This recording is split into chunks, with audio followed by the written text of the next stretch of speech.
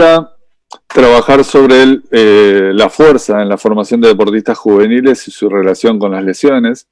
E incorporar, en función de lo que hablábamos con Ale y con Santiago, el concepto que a mí se me había ocurrido hace unos años respecto de las familias de la fuerza y que creo que puede ayudar a los profes que están en contacto con esto y con el entrenamiento cotidiano de los chicos a tener una idea o un parate, un stop, cuando yo me siento a planificar esa acción de una manera controlada.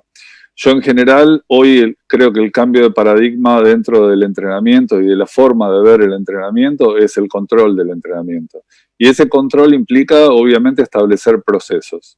Esos procesos van a tener que ver con entender primero el movimiento de los chicos y de quienes yo voy a planificar. A partir de ese entendimiento del movimiento, poder evaluar funcionalmente para saber en dónde estoy parado. A partir de ahí decir, bueno, para tratar de establecer la diferencia entre el riesgo y la habilidad de ese niño para poder lograr la eficiencia o la eficacia que nosotros pretendemos con esa sesión de entrenamiento. Y a partir de eso, obviamente, poder establecer ese control de cargas.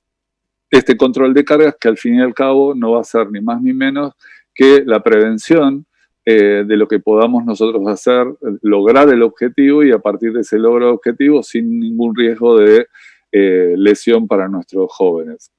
Como nosotros somos formadores de movimiento, a mí me ha tocado el lujo de poder entrenar a niños deportistas en donde yo les saco el celofán a este paquete perfecto de actividad y puedo empezar a apilar esas piezas de una u otra manera. Pero la realidad es que nosotros recibimos todos los días a jóvenes deportistas que tienen esta situación. Por eso se revalora mucho la situación de evaluar funcionalmente al joven como para poder entender cuál es la posibilidad que tiene esta persona de poder entrenar y no entrar y no incurrir en una sobrecarga. Entonces, nuestra tarea como profes es aprender y a decidir qué sacar y dónde poner esa pieza para poder reencauzar la tarea de entrenamiento de ese joven en función de la disciplina deportiva que sea o en función de una actividad física saludable. Entonces, a partir de acá, en este entender el movimiento, surge el tema del control motor. Obviamente, la idea del control motor es la integración de todas las informaciones que vamos recibiendo en el momento y entenderlas desde el momento que yo las voy a planificar. Entonces, ¿cómo va a actuar ese sistema nervioso en la realización de los movimientos? Entonces, vamos a tener seguramente movimientos preparatorios que van a estabilizar el tronco, movimientos agonistas que van a ejecutar la acción de movimiento y movimientos finales que van a frenar el movimiento. ¿Para qué yo tengo que entender todo esto? Simplemente lo tengo que entender para planificarlo en acción. Una vez que yo voy a ponerme en acción, tengo que tener un orden y eso es lo que muchas veces para el profe joven más que nada se le hace se complican en cuanto a la planificación de acciones. Entonces, a partir de acá, obviamente lo que va a tener que entender ese profe joven es a cómo manejar la sobrecarga. O sea, cómo esa carga que yo voy a establecer en el joven puede exceder esa adaptabilidad. Y esa adaptabilidad va a estar dada es entender si podemos o tenemos que hacer algo con esa tensión, porque hoy estamos viendo que el manejo de las tensiones es casi el eje de todo entrenamiento. Y indudablemente no estamos hablando de la tensión como una cosa negativa, sino a partir de cómo entenderla y cómo manejarla, entendemos dónde ponerlo. Entonces ahí vamos a lo básico del entrenamiento. ¿Qué significa? Es estresar, es un concepto muy antiguo del año 36 de Seyle, pero que indudablemente lo que vamos a hacer es generar un estrés justo para generar una adaptación. Y una vez que adaptamos, exponer nuevamente a esa estructura para protegerla. Entonces, este círculo virtuoso es el que yo tengo que entender y por el que yo tengo que caminar a lo largo del proceso de entrenamiento. Entonces, para entender esa complejidad, la solución yo la empiezo a buscar con que eso sea específico para mi atleta, que tenga la exigencia específica, que es lo que venía explicando hasta ahora. A partir de eso, que tenga la calidad de movimientos óptima en función a la disciplina que yo quiera practicar, y a partir de eso pensar, y es mi paradigma, tratar de pensar permanentemente en la longevidad de los movimientos de este alumno. Esto es lo que conforma mi sistema de entrenamiento y a partir de eso yo me baso como para armar toda la estructura de cargas que puedo planificar. A partir de eso tenemos que evaluar funcionalmente. Esta es una experiencia que tuvimos de evaluar a la reserva, pero como hacemos con la reserva en este club que fue Argentino Junior, también lo hago, hoy recién hablaban de gimnasia rítmica, lo hemos hecho con toda la gimnasia rítmica de Buenos Aires, pero básicamente esta valoración es orientativa. Como decía antes, me va a dividir la habilidad del riesgo, pero todo esto, todas estas sueños de poder prevenir cualquier tipo de anomalía o lesión, como está establecido en esa ficha de riesgo que mostramos ahí, que es mi respuesta hacia los preparadores físicos, más encontramos mucha más solución en un buen tratamiento del trabajo de fuerza que nosotros podamos hacer. Eso termina siendo mucho más efectivo en reducir la incidencia de lesiones para esos jóvenes o niños que van a prepararse. Entonces, indudablemente, cada vez que pensamos en el trabajo de fuerza, muchos de ustedes estamos pensando en las pesas, pero indudablemente cada uno de esos ejercicios complementarios que van a servir para el deporte, a nosotros nos van a servir como herramienta y como buena herramienta de preparación tiene que ser bien aprendido.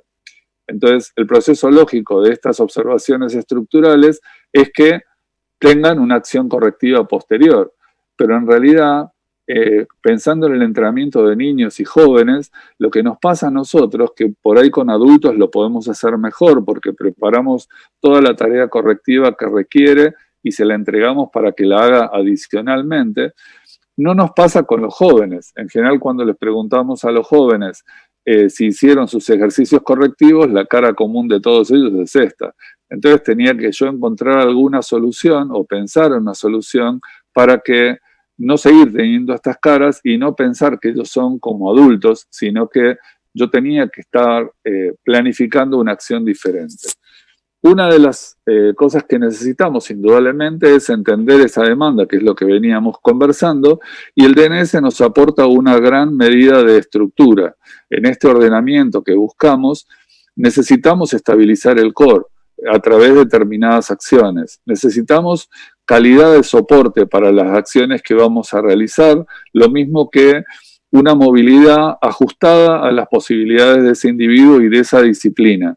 Entonces, sumado al centrado de las articulaciones y el trabajo respiratorio, me dan una primer pantalla de decir, bueno, a partir de acá, ¿cómo yo puedo organizarme para planificar esa acción que no necesite hacer una acción correctiva adicional, sino que parta desde el entrenamiento, como hablaban recién, que muchos como hablaba Marce Blanco, que muchas de las acciones de lesiones parten del entrenamiento, mi concentración está en esa sesión. Entonces, la construcción de la fuerza va a depender de la capacidad de movimiento de ese individuo.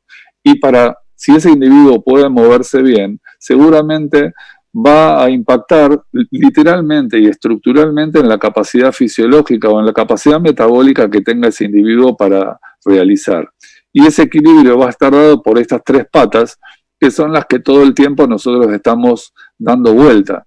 Tanto la capacidad de movimiento como la capacidad metabólica y la motivación de ese individuo para realizar la acción van a construir la postura de ese individuo para esa acción determinada. Y una vez que yo tenga la postura y un equilibrio de todas estas variables, recién ahí yo voy a poder construir el patrón motor relacionado a la actividad específica. Y después yo puedo empezar a hablar de velocidad, potencia o de lo que quiera construir. Indudablemente, yo debo acondicionar los tejidos conectivos asociados a la movilidad específica y a la estabilidad de la tarea que yo voy a realizar.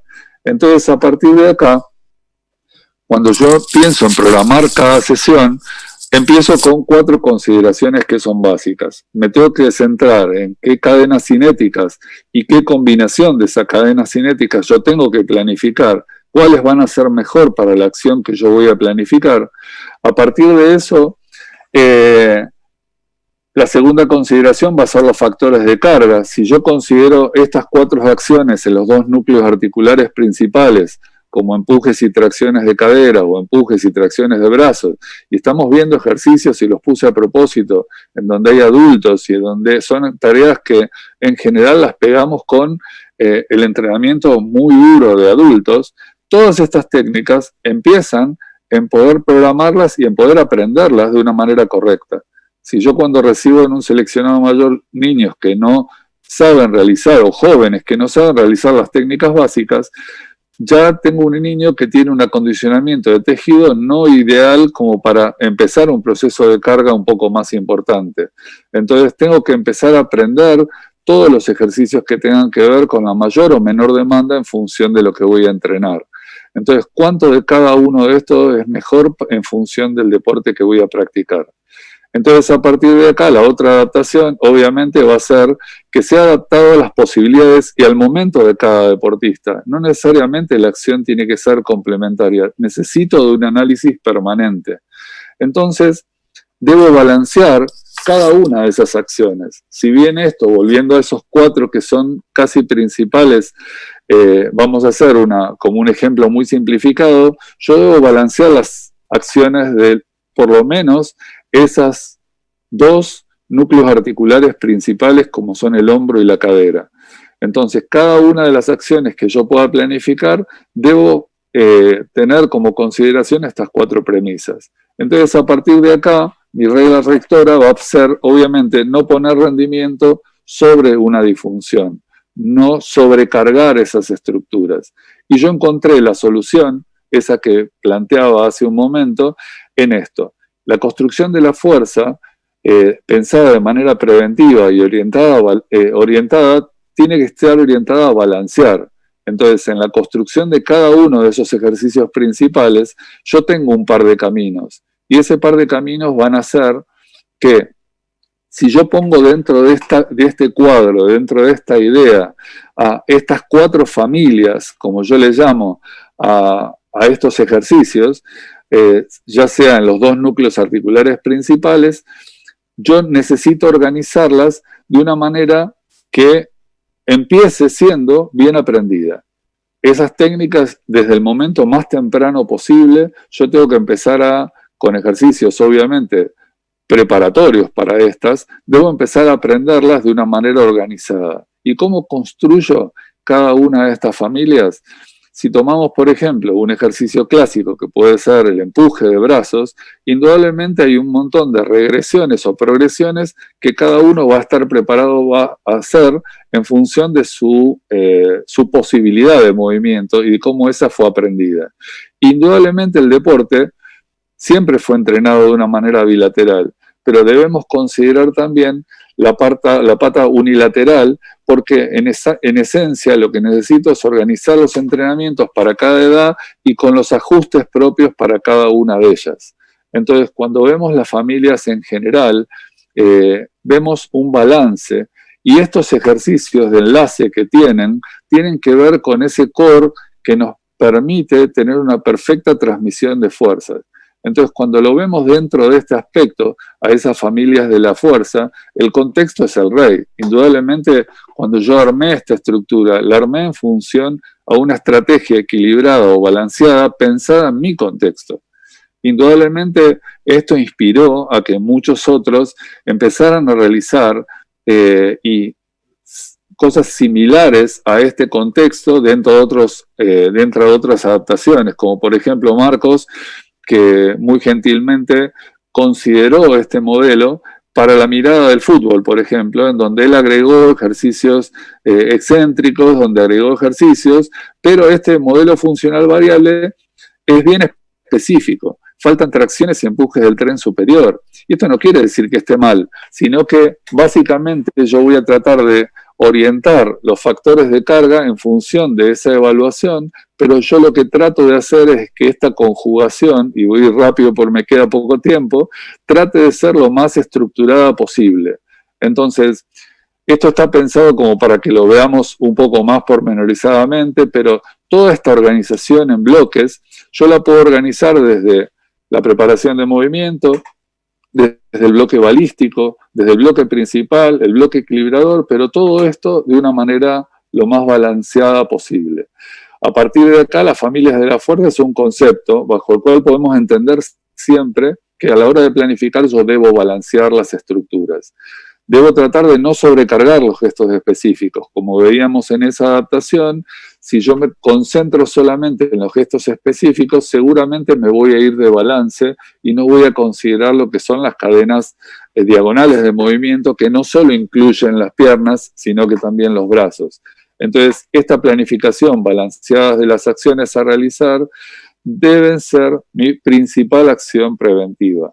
Entonces, a partir de acá, este concepto de familias de fuerza va a estar centrado en las necesidades individuales adaptadas, obviamente, a cada edad y a cada momento de desarrollo.